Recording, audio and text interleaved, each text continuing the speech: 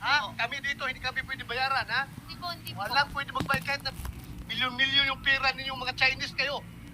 Walang makabayad sa amin dito. Kaya huwag mo kami lukuhin. Attorney Delicia, Yes, Your Honor. ako, just to set the record straight, Madam Chair.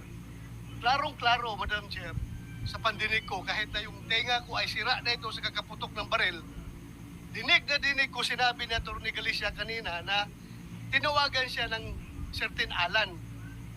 Tapos ngayon, nung sinabi na niya ngayon na dinay na niya na hindi niya alam yung last name ng Alan na yung tumawag sa kanya, nagbago na statement niya na ang tumawag doon sa kanya, sekretary niya. Hindi ba halata, attorney, na umiiwas ka? Dahil kung si Alan ang tumawag sa iyo, sigurado yan, Alan de la Cruz. Lalabas yan sa cellphone mo eh. Hindi ka man mag-punbok ng first name lang. May last name yan, Alan de la Cruz. Ngayon, nung tinanong ka kung anong family name ni Alan, nagbago na istorya mo. Sabi mo na, nagtawag sa iyo yung sekretary mo. Dinig na dinig ko, attorney, kahit i-playback natin yung recordings dito. Sinabi mo kanina, kay yung tanong ni Senator Joel o ni Senator Risa, na may tumawag sa iyo, Alan, huwag tayo maglukuhan dito dahil nakakahiya na, puro tayo lukuhan dito. Ayusin natin ito.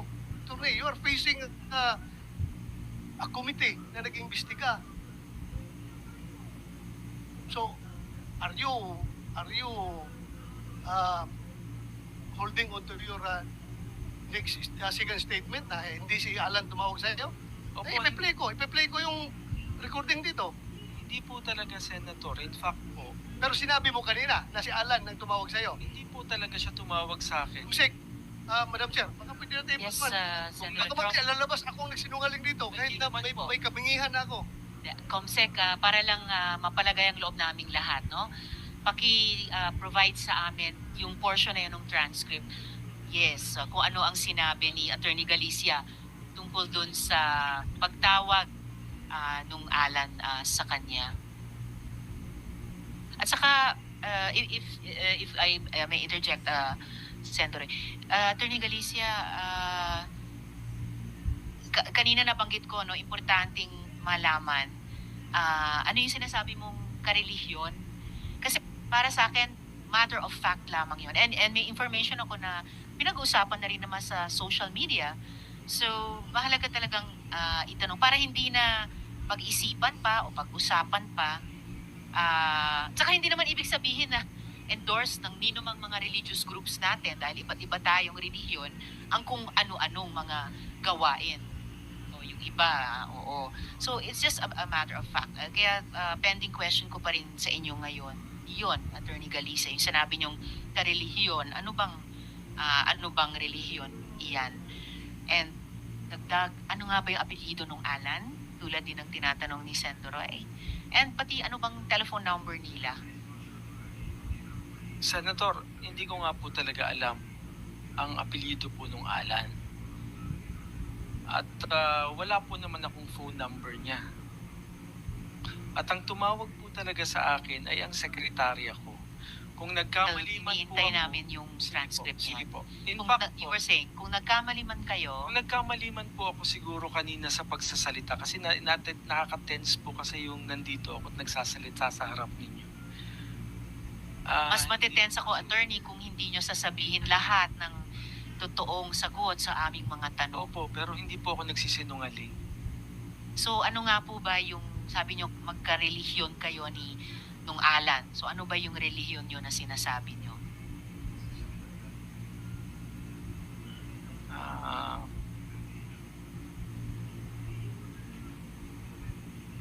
Or kung gusto nyong isulat na lang sa chair and then isasabihin ko sa mga kasamahan ko or babasahin ko ba? I mean, ako, katoliko ako. Pag ako nagkasalanan or kung gumawa ako ng krimen, hindi yun sinasang-ayunan ng simbahan at Santo Papa. Madam Chair, Yes, Senator Roy. just for the record, basta sigurado ka, attorney, hindi Kingdom of Jesus Christ, ha? Hindi kay Buloy. Hindi po. Okay. Yun pala. That's And in the- fact, that's the- Sen. Roy, kahit lahat ng KOJC, hindi ko nilalahat. Madam Chair, Sen. may I just pound on what you are saying? Kasi Attorney Galicia, baka kasi akalain ng lahat, kahit banggitin na po, lalo ngayon na parang nagkaroon ng lal bago banggitin yung relihiyon, wala akong kinalaman yung relihiyon na sa anumang gagawin po natin dahil sariling desisyon po natin yon. Ngayon, pag hindi nyo po sinabi rin, yun ang magiging dating kasi sa taong bayan na parang pag ganito yung relihiyon, ganito yung gagawin. Hindi po ganon. Kaya paulit-ulit po nating sinasabi yun, walang kinalaman ng anumang paniniwala o relihiyon dito dahil sa huli, ang bawat desisyon na gagawin natin, the decision we make dictates the life we live. So, yun po yun, no? Tayo yung nagdidesisyon sa bawat desisyon natin. Walang kinalaman yung relihiyon. Salamat, Madam Chair. Salamat, Sen. Joel. Attorney Galicia, familiar po ba kayo sa Diaryo Arangkada? May role ba kayo doon? Meron po. Okay, so familiar. Ano pong role nyo doon sa Diaryo Po Arangkada? yung publisher nun. Okay, publisher. So, parte po talaga kayo sa Diaryo. So, bakit yung sinasabi na di kayo updated sa balita? Hindi ba, Arangkada, dapat up to date? Hindi ba kino-cover ng Diaryo Arangkada itong mga pagdinig namin tungkol kay Alice In-expect Go? ko na po na yun po ay sasabihin po ninyo. Pero sabi ko nga po sa inyo, I'm just trying to be truthful po sa pagsasalita din ko dito. Pero sa totoo lang po, hindi ko po talaga alam na may warrant of arrest siya. Hindi ko alam kung maniniwala kayo sa akin, pero yun po ang totoo. Well, mahirap po sa publisher ng Diaryo Arangkada. Kung Diaryo Atrasado, maniniwala ako na hindi nyo alam na may warrant of arrest po sila. Attorney, lumaki daw si Alice Go sa farm at nakatira sa Tarlac. Bakit kaya sa Bulacan pa po siya nagpanotaryo? Yan po, alam ko po, tatanungin nyo rin po yan at ang sagot ko po ay hindi ko po alam. Sa lahat naman ng notaryo sa Bulacan, bakit kayo pa po ang pinili niya? No? Hindi ko rin po masasagot. Personal Tinanong nyo ba siya kung sino nag-rekomenda sa kanya sa inyo para maging notaryo niya? Wala po akong natanong na ganun eh. Ang sabi niya lang po sa akin, alis na lang po, salamat po attorney at wala na pong gustong tumulong sa akin. Parang, I wish that were true, pero hindi totoo eh. Mukhang maraming tumutulong na makatakas at kung ano-ano pa, makagawa ng mga akusasyon laban sa kanya na di umano ay kanyang ginawa at dahan-dahan eh nagsisurface po kami ng mga ebidensya dito sa aming mga pagdinig. So, sinasabi niyo po, lahat ito coincidence lang na dinami-dami ng mga abogado at notaryo sa Pilipinas na kayo ang napili ni Alice Go na maging notaryo sa kanya. Siguro po, Senator. Madam Chair, Yes, sir. hindi ko Senator kaya Bell. dahil Attorney Galicia, dahil alam ni Alice Go na magnonotaryo kayo sa kanya, na kahit hindi nyo siya kilala, magnonotaryo kayo sa kanya na subscribe and sworn before me, kahit hindi siya nakaharap, kaya po siya lumapit sa inyo. Hindi ko kaya ganon? Hindi ko po yan alam, Senator. Pero siguro yun po yung dahilan. Ako, naniniwala po ako, yun po yung dahilan. Kasi sabi nyo kanina, hindi nyo po siya kilala, pero kung hindi nyo po kilala, di dapat mas lalo kayong naging mas maingat dahil gusto nyong malaman yung katotohanan dahil hindi nyo po siya kilala. But then again, hindi nyo po siya pinababa, nasa sasakyan po siya, hindi nyo po siya pinasumpa, hindi nyo po siya pinaglag doon sa inyong logbook at binigyan nyo siya ng special treatment, kumbaga attorney. Kaya para sabihin po na usual lang po, hindi po usual yung nangyari po dahil hindi nyo po ginagawa ito lagi-lagi doon po sa inyong opisina. Thank you, Madam Chair. Salamat, Sen. Joel. At Attorney Galicia, may isa pang bagay na may misteryosohan ako tungkol sa pagpapanotaring ito. Ayon sa isang interview sa isang opisyal, sinabi mo na hindi nyo siningil si Alice Go para sa ibinigay nyong serbisyo. Ano po yung dahilan na inilibre nyo siya? Hindi ko po siya intentional na nilibre. Hindi ko na lang ho siya talaga nasingil. Paano po nangyayari yun? Naku sir, ang mga abogado, mga profesional, masinop, di ba?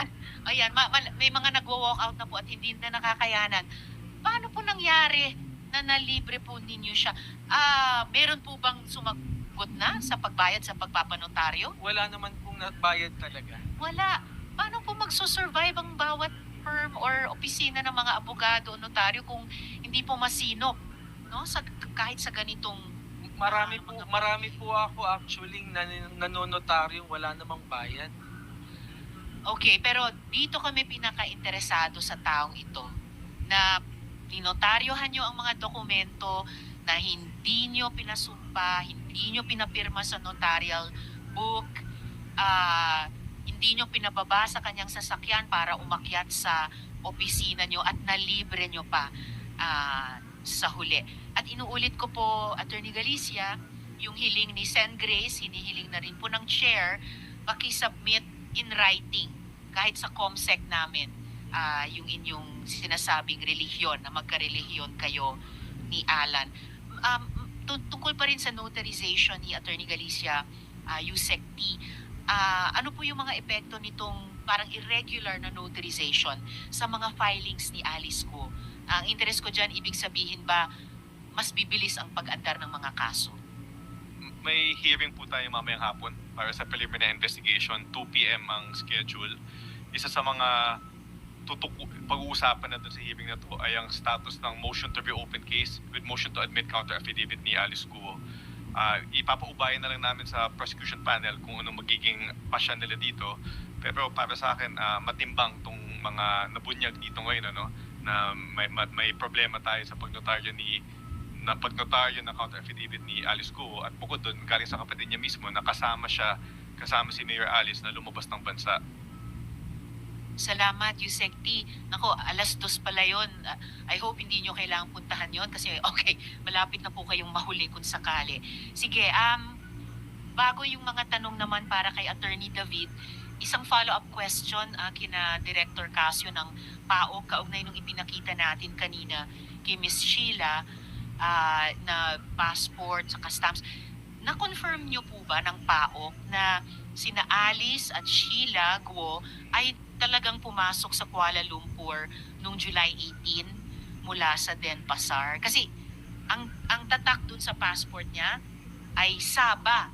So paano posibleng nasa dalawang parehong lugar sila sa Malaysia, KL at saka Sabah sa parehong araw na July 18? I am also caught unaware as to how that happened, Madam Chair. In fact, when you showed the picture, I had to confirm with my counterparts in Malaysia, and they stand by their statement that she was in Kuala Lumpur, July 18, 12:10 or thereabouts in the morning, coming from Denpasar, Bali.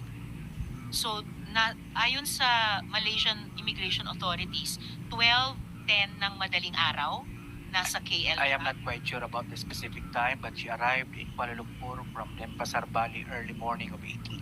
Early morning of 18 from Denpasar, Bali. And yung stamp nung pagdating niya di umano sa Sabah ay ibang oras? I was not able to take a look at the document, Madam Chair. But then again, my colleague, my counterpart in Malaysia is insisting that she presented herself in Kuala Lumpur, July 18. Okay, so kailangan nating at least dalawang bagay siguruhin anong oras siya di umano dumating sa Sabah. And pangalawa, kung parehong oras na nasa KL siya or masyadong magkalapit na oras, bukod sa pagtatanong kanina sa NBI kung may doppelganger or look-alike si Alice Go, don't tell me, itatanong pa natin kung may look-alike o doppelganger si Miss Sheila. So, mga tanong din naman kay Attorney David. Attorney, sa mga statements nyo sa media, binanggit nyo na nag-exchange kayo ng mga recent calls at maraming recent calls kay Alice Guo. Saan po kayo nagtatawagan? Sa internet o iba-iba. Sa internet. So, pero sa mga internet calls iyon, may area code po ba na number ng ginagamit niya? Wala po eh. Wala. So, hindi ko maitatanong kung mula sa Pilipinas ba siya tumatawag na plus 63 Wala. ang country code. Merong ibang identifying numbers po ba dun sa internet calls nila sa inyo? Pwede mo pa-check para sigurado. Paki-check. Actually, it's good you ask that kasi itatanong ko talaga kung una sino ang provider, Globe, Smart, Tito, sino po ba ang internet service provider dun sa internet calls nyo ni Mayor Alice? Yeah, Wala pong number. Walang identifying numbers. Sinong ISP nyo para dun sa internet Ano po calls? yung ISP? Internet service provider. Sinong internet service provider ninyo sa Ako calls po, na yun? Globe po ako eh. Globe po kayo. Alright. At may proof po kayo sa mga alleged calls na ito at handa ba kayong isubmit yung mga calls na ito sa komite? The alleged number of course would be Gusto treated ko rin po, confidential. pero meron po kasi akong lawyer-client privilege. At I hope you understand ho na may oath po ako to maintain the whatever information na binigay sa akin. Okay, anong app ang gamit ninyo dito sa internet calls na ito? Ako po, meron po akong Telegram, Signal, Viber, Messenger, WhatsApp, WeChat. Marami ho. Lahat. Ah, So, alin ang ginagamit nyo ni Mayor Alice sa pagtatawagan ninyo recently? Iba-iba ho. Dati ho, Viber. Okay. Noon na ho, before when we were still attending the Senate hearing, we were using the regular Globe number. Yes. And then we shifted Viber and then Signal. And lately, we were using the WeChat. Okay. So, yes, bago ako magpatuloy, Sen. Grace.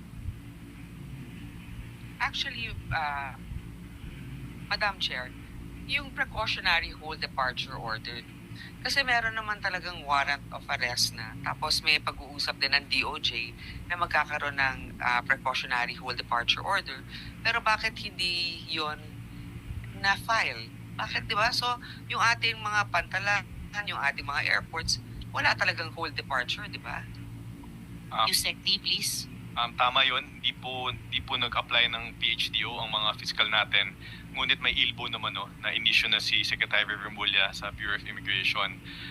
Para sa amin, yung ILBO, pag ipagsama ito dun sa outstanding warrant of arrest ni Mayor Guo at pati na din dun sa pangangailangan niya ng travel authority bago makalabas ng bansa bilang isang public official ay sapat na. Parang ang sinabi sa akin ng mga naghahawak na fiscal na as a matter of strategy, muna nila sinalang yung PHDO. So, meron naman lookout bulletin, di ba? So, Meron yun po. ang meron. Meron po. So, are the immigration officials, were they briefed na this is a person of interest? At saka, you're right, government official, hinihingan talaga tayo ng authority to travel, and she's popular enough. Now, my question is, barko pala, bangka yata yung ginamit, di ba? So, nasa jurisdiction yan ng Marina, ng Coast Guard, ng Philippine Coast Guard. Paano ba pag sa Philippine Coast Guard? Kasi I understand we have like one of the longest coastlines in the world, di ba? So it's really difficult to watch. Pero, so paano yun? Pagka umaalis sila, wala ba nag-check? Di ba? Nagre-report yan kung pumunta sa isang resort. May I have a response from the PCG? Vice Admiral Punsalan. Thank you, Madam Chair, Your Honor. Totoo po yun na there's a degree of difficulty. But what I wish to emphasize is may phases po kasi in such a case. And one is the gathering of information regarding certain persons of interests. We were finding out among our troops on the ground, and amongst the people that we were able to contact, yung alert notice po, in fact I remember na site po kanina, AFP was provided, but our records show that the Coast Guard was not informed of this alert. Teka, saan ba sila sumakay ng bangka? Anong lugar? Sa Zambales? Ay hindi pa po ma'am, at it has not been established. So saan? Sheila, saan kayo sumakay ng bangka? Anong lugar? Hindi ko po alam eh. Yung lugar, hindi ko alam. Okay, galing kang Bulacan, di ba? Hindi, saan ka ba nakatira? Sa farm galing. Hindi, saan? Sa farm? Opo, Anong farm nga? Saan? sa Banban po. Sa Bamban ka nakatira. So, sumakay kayo ng kotse para Van, pumunta, opo. van, papunta dun sa sasakyan nyo na bangka. Opo. So, saan yun? Hindi ko alam kung saan yun.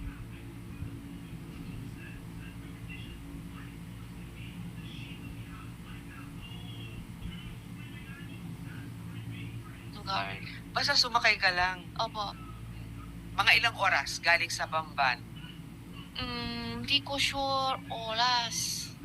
Siguro mga 3, 4 o mas ano pa, hindi ko masabi Ilan talaga kayo kasi na hindi ko nakasakay? matandaan. Ilan kayo nakasakay sa Tat- bangka? 3 po kami. 3. Gaano katagal yung ano nyo, pagbiyahe? Siguro may 4 o 5 oras. Sa gabi ito. Sa gabi, bago kami magpatid na. Di ba nakakatakot? Hindi natakot? Nakakatakot. So, I mean, obviously, kakaiba yung pagbabiyahe mo. Hindi ganun kalakas ang tiwala mo sa ate mo na Opo. sa kapatid mo na hindi mo man lang tinanong. Okay, well, so all, Madam Chair. Salamat, Sen. Grace.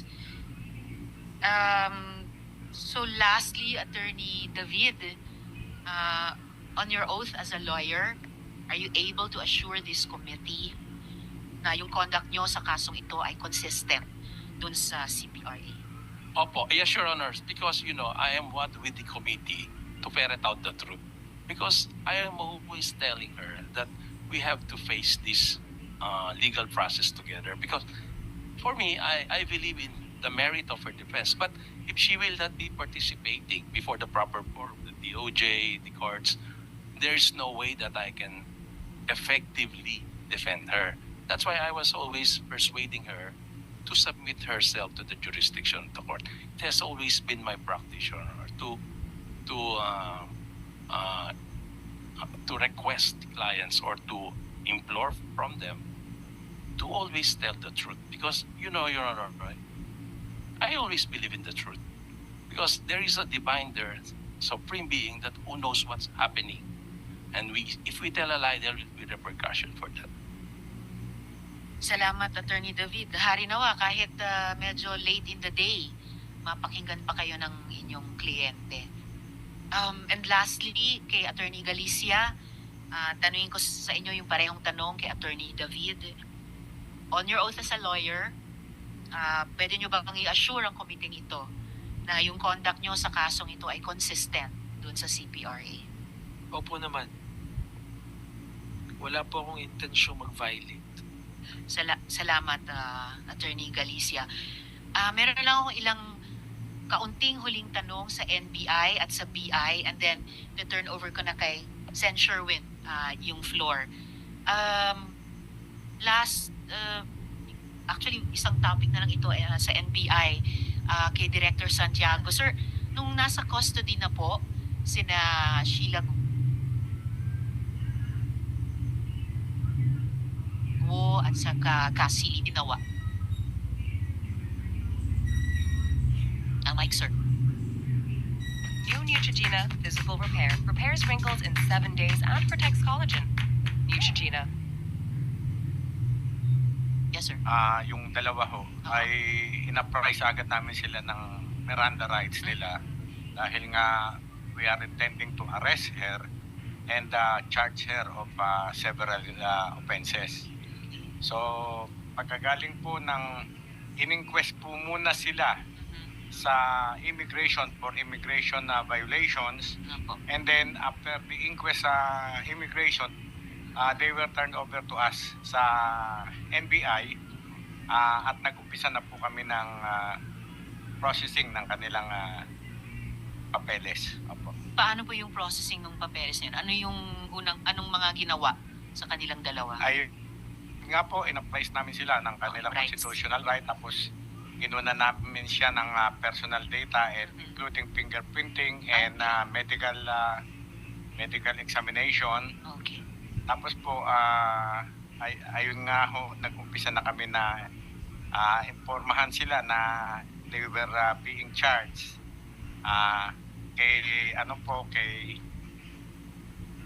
kay si Cassandra po, bilang siya ay Pilipino, Yes. kinasuhan po namin siya ng obstruction of justice wala pong deportation na proceedings against her. Apo. Obstruction of justice, tsaka yun pong pagtulong niya na makalabas ng bansa ang isang hinahanap nating tao. Ano naman ho kay Sheila, ay marami po kaming ipinail na kaso, katulad ng paggamit ng Philippine passport na kitang-kita naman natin na fraudulently acquired. At marami pa pong ibang kaso na kisinampa namin laban sa kanya. Okay. Pero sabi nyo nga rin po ay nakuhanan na ng fingerprints yung dalawa. Yes, ma'am. Okay po. Yung fingerprints po ba ni Sheila, paano kinuha? Yung normal process po na kinuha namin yung fingerprint niya. Tapos, nung meron na kami nito, ay kinumpare namin. Meron po ang Bureau of Immigration ng ACR Yes. fingerprint niya. So, ayun naman, nag-compare na naman ng aming dactyloscopy division, and we found out that yung mayor at siyang mayor at ito pong si Sheila Lial Guo, yung fingerprint impression nila ay belonging to one and the same person. Okay. Kaya na-conclude na naman namin na si Sheila at yung siyang mayor ay iisang tao po. Alright. So yun yung resulta. Katulad ng resultang nakuha nyo noon kina Guo Huaping at Alice Guo. Yes, ma'am. Sa Opo. dactyloscopy Yes, Your Honor. division din po ninyo. Yes, Your Honor. Alright. Salamat po. At mga huling tanong ko sa ngayon sa Bureau of Immigration, Commissioner, ano na po bang pinakahuling impormasyon nyo tungkol sa whereabouts ni Guo Huaping o Alice Guo? Based on latest reports sa akin po kagabi, si Alice Go is in Jakarta. Lumipat mula sa Batam, alright? So, pwede nyo po bang bigyan ng assurance itong komite na Alice Guo will have her day in court and will also have her day before this committee and before the Committee on Women as well, Commissioner? Basing on the same letter that I sent to the Director General of Indonesian Immigration, the request for the deportation of Alice to the Philippines is still standing, and continuous po yung coordination ng Philippine Immigration at saka yung Indonesian Immigration. And we would like to assure the committee that we are doing our best na maibalik din siya as soon as possible. Yung sabi nyong you're doing your best in coordination sa Indonesian Immigration, ibig sabihin po may ongoing search operations po para sa kanya? Yes, ma'am. Tuloy-tuloy lang po. Simula nung 19 ng August, din nakuha natin si Sheila and Cassandra nung 20, and from Batam lumipat nga po si Alice to Jakarta, nasundan din po ng Indonesian Immigration. So we are continuously having the close coordination with them. At itong coordination po ay kaugnay din kay Wesley Go, tama po ba? The latest we got from Wesley Go is umalis siya ng Batam ng 20 using the same ferry, then sumakay siya ng eroplano going to Hong Kong. And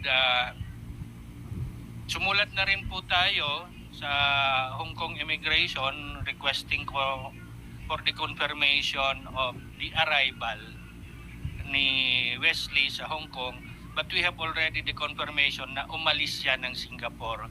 We are still waiting for the confirmation of his arrival in Hong Kong. At may time frame po ba at least dun sa pag-secure ng person ni Alice Guo? I cannot give po a timeline kasi ang lead po is Indonesian Immigration at saka wala tayong jurisdiction po doon sa kanila. We are just coordinating and binibigyan natin sila kung anong mga kailangan nilang may kung anong papel, may mga request, we readily provide them the needed information. Huling tanong ko sa inyo, Commissioner, para sa araw na to. Saan po nagkulang ang BI? Anong borders po natin ang napaka-porous talaga o pinaka-porous at ito yung ginamit para makatakas sina Alice Go?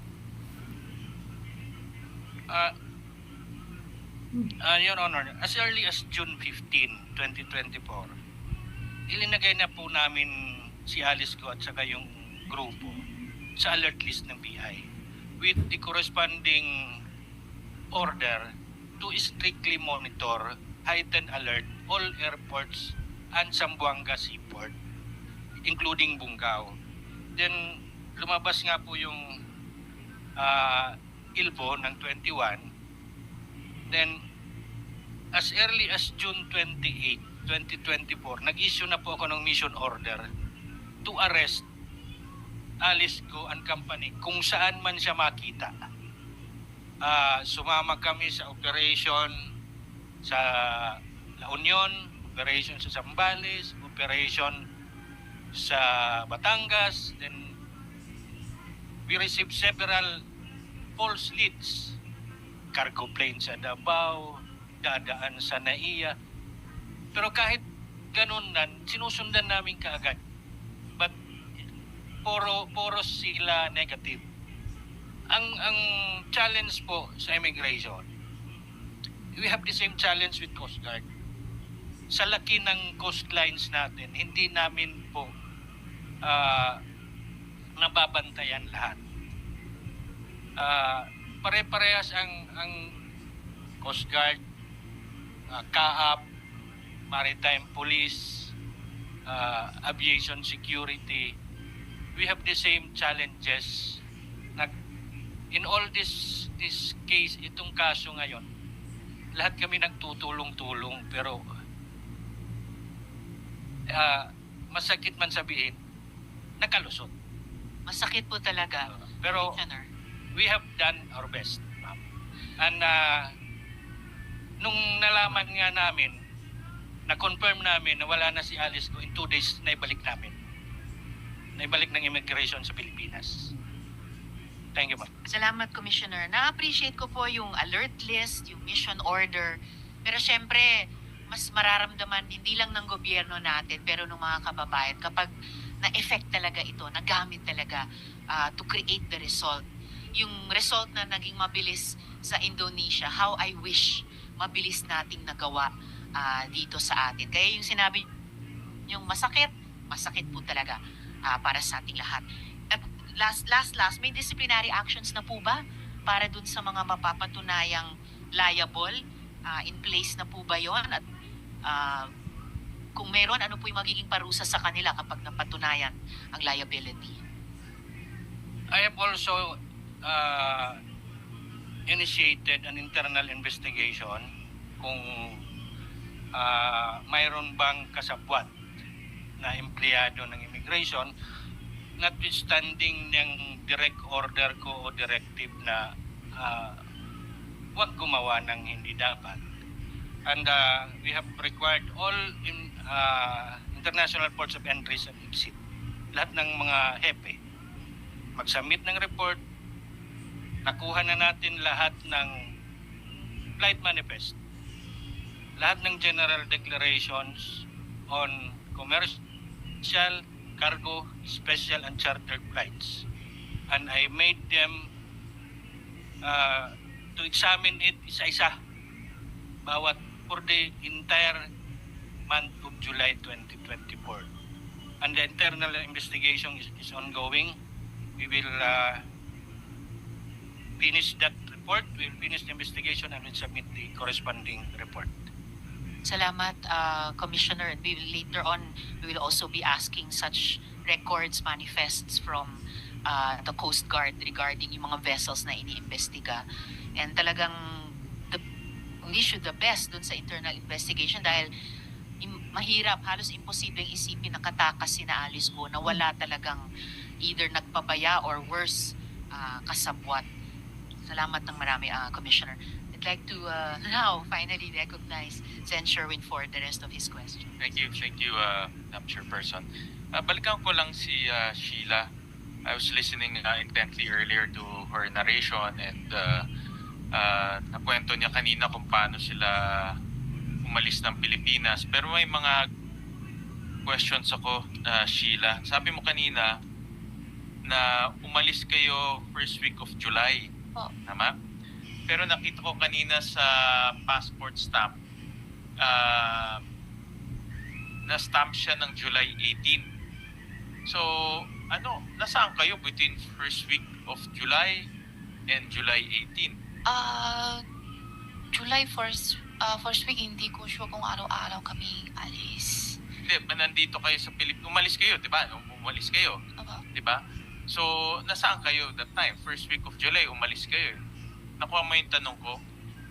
Sa stamp mo is July 18, pero umalis kayo first week of July. Nasaan kayo in between? Kami sa Malaysia, 4 days kami So nasa Malaysia kayo. O 4 o 5 araw kami doon. So before kayo pumunta ng Sabah, nasa Malaysia na kayo first week of July. Tama? Basta may kami doon 4 o 5 araw. Hindi ko alam kung Malaysia ba o Sabah ang sabi niyo. Well, Sabah kasi yung 18 eh. 18. Diba? First week umalis na kayo, diba? So wala na kayo sa in short, wala na kayo sa Pilipinas first week of July pa lang. Tama? Opo, pero hindi ko sure kung araw Okay, talaga. okay lang 'yon. And then nasa Malaysia kayo. Opo. Andun na kayo ilang days. ng ilang days. So from first week of July to July 18, kasi yun yung timestamp ng passport, nasa Malaysia lang kayo. Opo. Sino kausap niyo sa Malaysia? Sino ang sumundo sa inyo nung pagdating niyo sa Malaysia? Yung isang babae po. Ay, isang babae. Okay. And then, alam mo pa kung anong pangalan niya? Hindi po. Ito ba yung sinabi mo kanina nag-sleep? Opo. Okay. And then, I would assume from somewhere in Malaysia, pumunta kayo ng Sabah. Tama?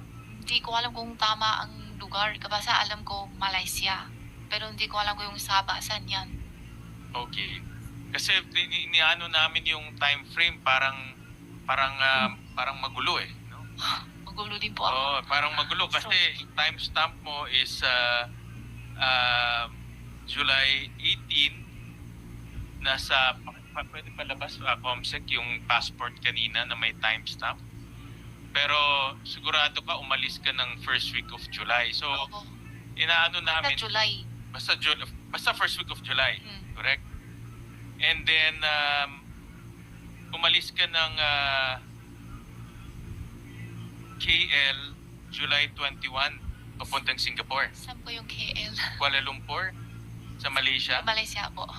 So from tama ba yung time? July 21? July 21. Pumunta kayo ng Alam Singapore? ko natin Singapore, opo. So po, tama yun. Oh, Pumunta kayo ng 21 sa Singapore. Okay, pumunta kayo ng Singapore. Sino naman ang sumundo sa inyo sa Singapore? Ano lang po, si Cassie. Si Cassie ang sumundo sa inyo sa Singapore. Yung kausap nyo sa Malaysia na babae, sumunod siya doon? Hindi. Hanggang airport lang. Hanggang airport lang siya. And then si Cassie na ang kasama nyo all the way to Indonesia. Opo. Ito, July 18, entered Sabah. Tama ba? No? Madam Chair, or 19, entered Sabah. 19? Oo. Sorry, hindi ko din kumanandaan. Tama, pero umalis kayo ng Pilipinas is July, first week of July. Opo. Okay. And then, kanina narinig ko na galing ka ng Bamban, pumunta ka ng port, and then from port, sumakay kayo maliit na bangka, tama? And then nag-transfer kayo ng malaking bangka, malaking boat, and then from malaking boat, Maliit ulit. gaano kahaba yung biyahe ng malaking boat? Pag hindi ako nakakamali, siguro mga 3 or 4 days. 3-4 days? 3 o 4 days, opo. 3-4 days ang biyahe ng malaking... Oo, pag hindi ako nakakamanila. Basta araw. O araw, opo. Hindi First- hours, days. Days siya talaga. Okay. And then, pagdating nyo sa Sipadan or yung kanina, Ipatan, saan po ano yung Siyempre na? Siyempre na, Opo, yun, dating doon. nag-transfer ulit kayo ng maliit na Opo. na boat. Along itong route na ito, ang kasama mo lang 3? Tatlo, tapos may kasama pa kami. Sino yung mga kasama nyo? Yung tao doon na hindi ko kilala. So kasama mo si Alice, Opo, kasama mo si Wesley, Opo. as may isa pa kayong opo, kasama. opo. Yung kasama nyo ba, Filipino or foreigner? Siguro foreigner kasi hindi naman siya Tagalog, English eh. Hindi masabi kung ano bansa ng tao. Ito ba yung babae na nag-i-English? Yung babae English. Hindi, ito yung kasama nyo sa boat? Ito, Oo, sa sa papunta sa airport. So kasama nyo rin siya sa boat? Siya ata ang bahala lahat. Siya ang bahala lahat. Okay. Sige. Tatalon naman ako sa yung... Sabi niyo kanina, narinig ko nung tinanong ni Senator Risa na si Guo Jiangjong, hindi niyo biological father. Hindi ba yung tunay nanay? Hindi mo Tatay, tunay, opo. hindi mo tunay na tatay yun. Sino ang tunay na tatay mo? Pwede po hindi ako sasagutin.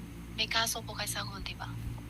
Okay, pero hindi yan ang tunay na tatay mo. Ay, hindi po. Okay, narinig ko rin si Lin Wenyi, hindi mo rin tunay na nanay. Ay, hindi po. Okay. So si Alice, hindi mo siya tunay na kapatid. Hindi po, pag ganyan. Hindi kayo related. Hindi. Hindi kayo tunay na magkapatid. Opo. Hindi kayo biological Opo, na magkapatid. Okay. Okay. And then, gusto ko itanong, anong nakita ko kasi na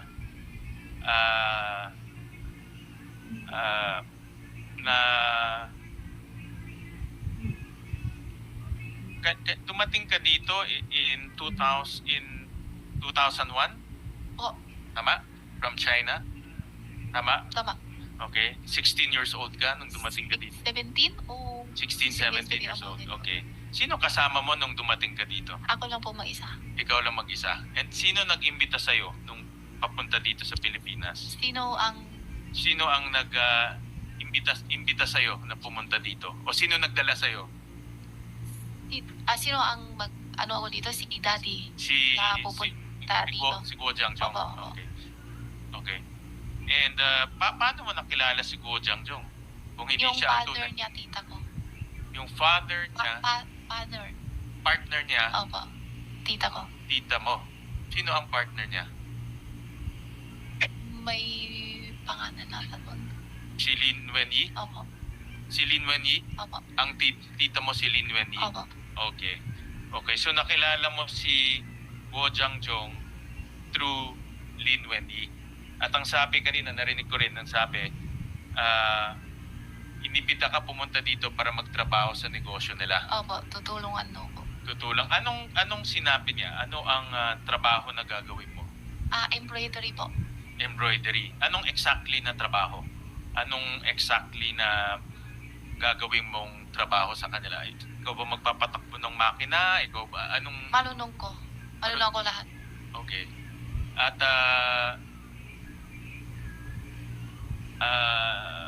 gaano katagal nagtrabaho sa Guo family? Simula ako galing China. Simula galing China, nagtrabaho ka na? Saan ka? Hindi agad-agad. Hindi agad-agad. Sa anong kumpanya ka nagtrabaho? Sa embroidery lang? Sa embroidery lang po. Wala nang ibang kumpanya? Wala po. And yung trabaho mo sa embroidery is, sabi mo, nag-operate ka ng makina? Opo. Yun lang ang Kaya ko. Sampon, protection, lahat po. Yun ang trabaho mo sa Opo, kanila? opo. Okay. Saan yung planta ng embroidery?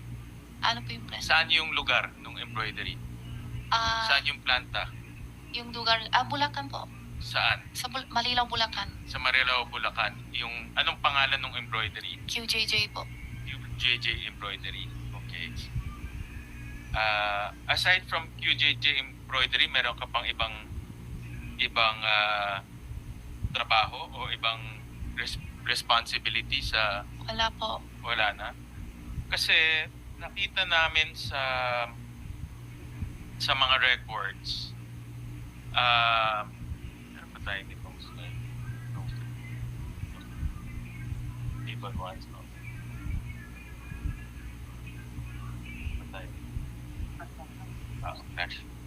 Kasi nakita namin sa records na marami kang involvement sa Guo family businesses, no? Meron yung QJJ Group of Companies, QJJ Slaughterhouse, i-flash namin QC Genetics, QJJ Farm, QJJ Embroidery. Lahat ito ay ikaw ay corporate secretary, no? Meron kang equity participation, ibig sabihin naglagay ka ng pera dito, no? Alam mo ba kung anong trabaho ng corporate secretary? Hindi po. Hindi mo alam kung anong corporate secretary? Yan, ito yung mga kumpanya na related kay sa mga Guo. Yan.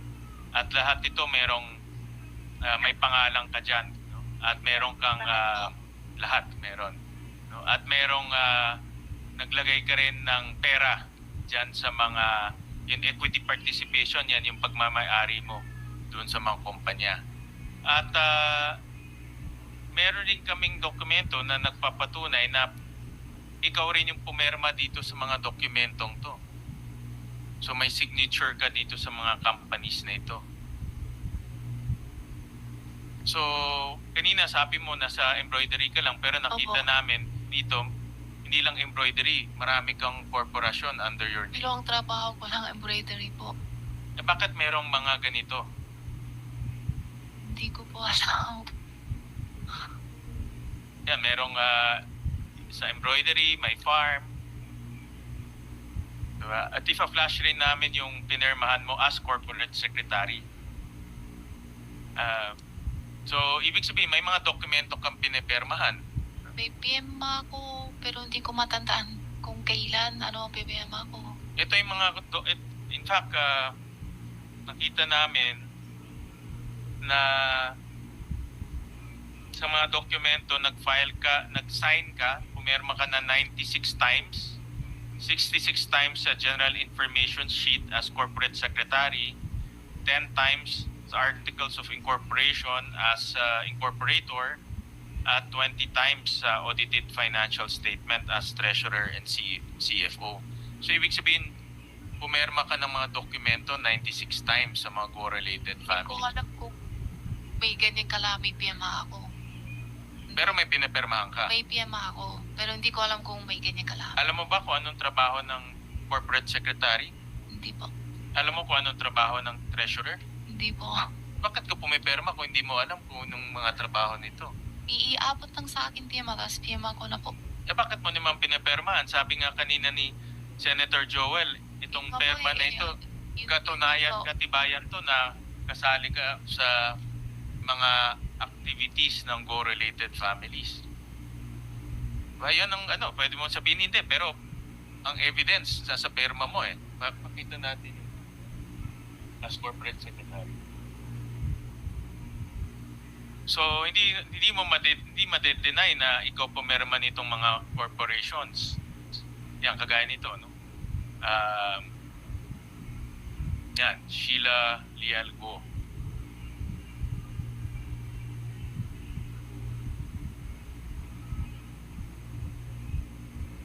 Yan, mga perma mo yan.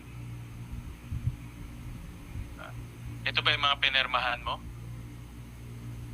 Opo.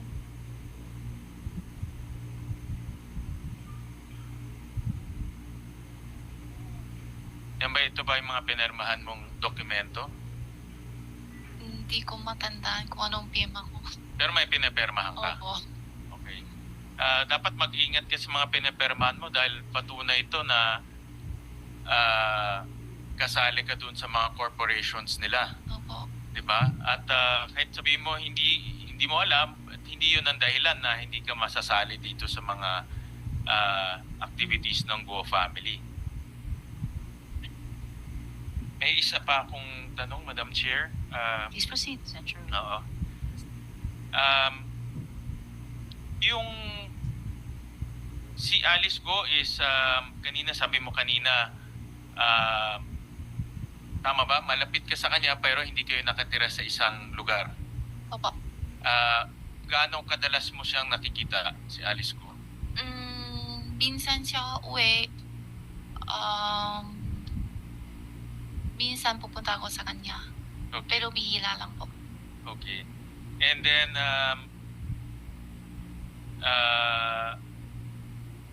paano si Alice Go?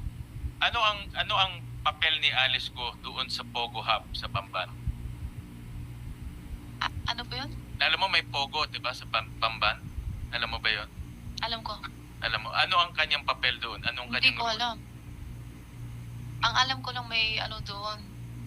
Pero hindi ko alam kung at Pogo ba yun o ano yun. Hindi ko alam. Hindi mo alam. Pero alam mo kay Alice Go 'yun. Ay, hindi ko alam. Hindi mo rin alam. Mm. Sino pa sa mga kapamilya mo ang involved sa Pogo? Oo, ulit? Sino mga sa kapamilya mo ang involved sa Pogo? Si Guo Jiangjong, your father, involved ba siya sa Pogo? Hindi po. Hindi siya involved sa Pogo? Wala naman siya tungkol dyan. Wala siyang alam sa Pogo. Si Alice Go, Wala din po. hindi siya involved o hindi mo alam? Hindi ko alam. Hindi mo alam kung involved siya. Si Cassandra Ong, kanina narinig ko nung tinanong ni Senator Risa, kailan nakilala mo lang siya sa Malaysia? Opo. Hindi mo siya dito nakilala sa Hindi. Pilipinas? Mga pangalan na ang narinig ko sa Pilipinas. Okay, paano mo narinig? Anong Okay. narinig mo tungkol sa kanya? Kay Wesley po. Anong sabi ni Wesley? Mukhang girlfriend niya ata. Mukhang girlfriend? Mukhang girlfriend o girlfriend niya? Okay lang yun. Walang din man siligan ng girlfriend. Girlfriend niya. Okay. So, inamin ni Wesley sa'yo na girlfriend niya si Cassie. Cassie. Pero hindi pa ako nakita. Okay. Anong involvement ni Wesley sa Pogo sa Porac? Hindi ko alam. Nasabi niya ba sa'yo? Hindi po. Si Wesley ba involved sa Pogo? Hindi kami kwento kung sa trabaho, ganyan, wala. Kaya hindi ko alam. Kwento lang niya love life niya. Oo. No? Diba? Kwento niya sa'yo yung diba si Cassandra. Oh. So, okay. Matagal na ba sila? Alam mo ba? Hindi. Hindi ko alam. Okay. Pero meron din kaming nakita, ito provided to ng that's why sinasabi nga ni Teresa, importante magsabi ng totoo dahil una-una naka-oath ka. Nasabi mo kanina na si Cassandra na-meet mo lang sa Malaysia, tama? Pero meron kaming nakuhang flight details nung February 11, 2024.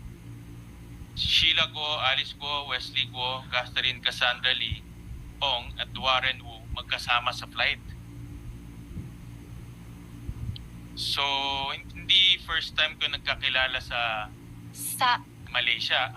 Saan po? Pumunta kayo ng Taipei. Ayun po. Yun kasi, yun kita ko siya pero hindi kaming kakilala. Pero Pangalan ko lang yung alam. Yun pero lang. magkasabay kayo sa flight. Tapos girlfriend niya si sabay Cassandra, kami pero hindi diba? kami kasama. Paano hindi kayo magkasama? 3 days kayo sa February 11. Sila tadi Wesley. Pero hindi first time kayo magkakilala. Kasi kanina narinig ko, sabi mo first Opo. time kayo Sorry nagkakilala po, sa... time ko. Diba? First time kayo Kasi nagkakilala sa Malaysia. Opo. Tapos sabi mo, naririnig mo lang yung name niya. Pero dito, sa flight details, meron kayong physical interaction nung Opo. February 11. Pumunta kayo sa Taipei. Opo.